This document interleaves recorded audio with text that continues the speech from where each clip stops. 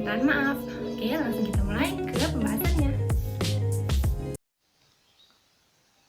Oke, nah sekarang kita mulai ke pembahasan materi mengenai expressing apology.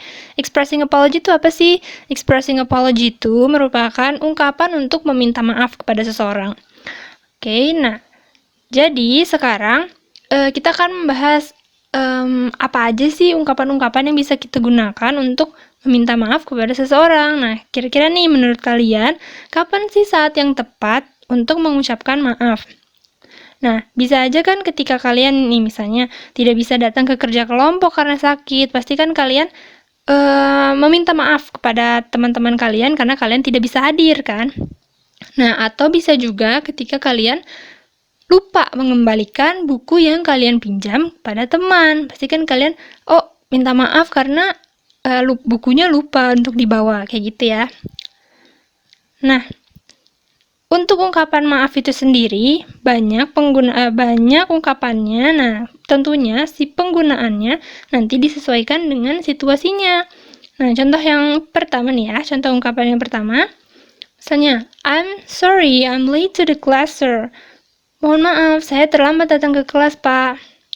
Nah, ini tuh berarti konteksnya seorang siswa yang terlambat datang ke kelas karena kelasnya sudah berlangsung nih.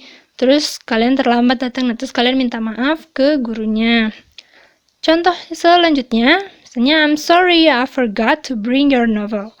Maaf, saya lupa membawa buku novelmu. Nah, ini kayak misalnya kalian minjem buku novel teman kalian, tapi kalian lupa mengembaliin karena lupa bawa bukunya, kayak gitu. Nah, ini bisa. Terus selanjutnya, I'm sorry I cannot come to the study group. I feel dizzy. Maaf, saya tidak bisa hadir untuk belajar bersama. Saya sedang merasa pusing. Nah, ini misalnya konteksnya kalian mau kerja kelompok, tapi ternyata kalian lagi nggak enak badan, tiba-tiba pusing kepalanya. Nah, ini kalian bisa gunakan ungkapan ini. Terus selanjutnya, forgive me for not coming to your house yesterday. Maafkan saya tidak bisa datang ke rumahmu kemarin. Nah, ini ketika kalian udah janji nih mau main, tapi ternyata kalian nggak bisa. Nah, terus kalian minta maaf lah ke teman kalian, kayak gitu. Ini contoh-contoh situasi dan ungkapan yang bisa kalian gunakan untuk meminta maaf pada seseorang.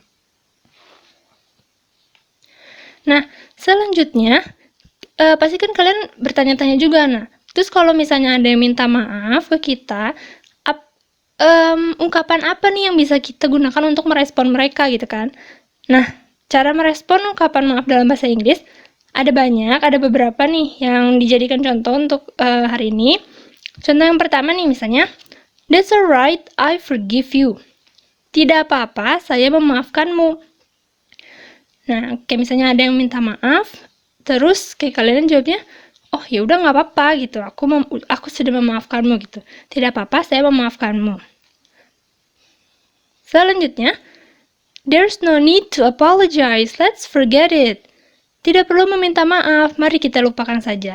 Gitu, jadi kayak ya udah nggak apa-apa gitu, lupain aja masalahnya. Terus contoh selanjutnya, I accept your apology, so don't worry. Saya menerima permintaan maafmu, jadi tidak perlu khawatir. Nah, selanjutnya, misalnya, well, let's just forget it.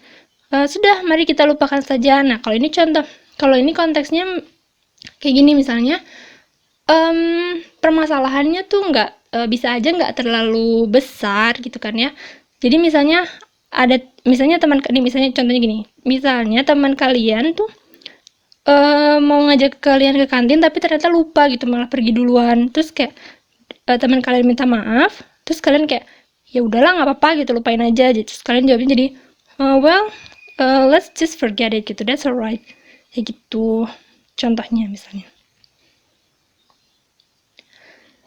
Nah, selain itu untuk kata sorry itu sendiri ya, bisa sebenarnya kalian gunakan untuk menunjukkan simpati kepada seseorang. Misalnya nih ya, contoh kalimatnya, I'm sorry to hear that, I hope you can find your cat soon. Saya turut sedih mendengarnya, saya harap kamu bisa segera menemukan kucingmu. Nah, untuk ini tuh jadi contoh kalimatnya tuh maksudnya misalnya teman kalian kehilangan kucing peliharaannya dan belum ditemukan, terus kan ketika kalian mendengarnya, kalian merasa simpati dan kayak ikut sedih gitu mendengarnya. Makanya kalian bisa mengucapkan ungkapan seperti ini gitu, kalimat seperti ini kayak I'm sorry to hear that. I hope you can find your cat soon. Saya turut sedih mendengarnya. Saya harap kamu bisa segera menemukan kucingmu. Seperti itu. Nah, bisa juga kata sorry ini bisa digunakan untuk turut berduka ya.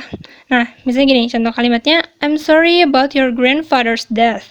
Saya turut berduka atas meninggalnya kakekmu. Oke, nah ini untuk menunjukkan bela sungkawa atau menunjukkan ya simpati atau bela sungkawa kepada seseorang. Seperti itu. Nah, selanjutnya kita lihat ke contoh percakapan ya. Let's take a look at the following conversation.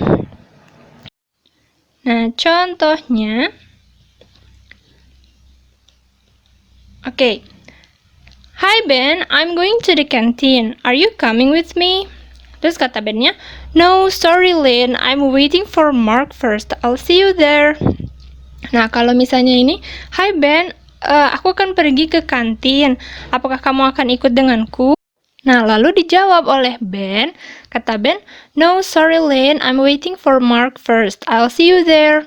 Oh, tidak, maaf Lynn. Aku akan menunggu Mark terlebih dahulu. Nanti ketemu saja di sana ya, kayak gitu. Nah, ini jadi konteksnya Ben meminta maaf kepada Lynn karena tidak bisa ikut pergi ke kantin bersama. Seperti itu. Oke. Oke semuanya, itu tadi penjelasan singkat mengenai materi expressing apology. Semoga kalian bisa pahami dengan mudah ya. Kita ketemu lagi di video selanjutnya. Dadah!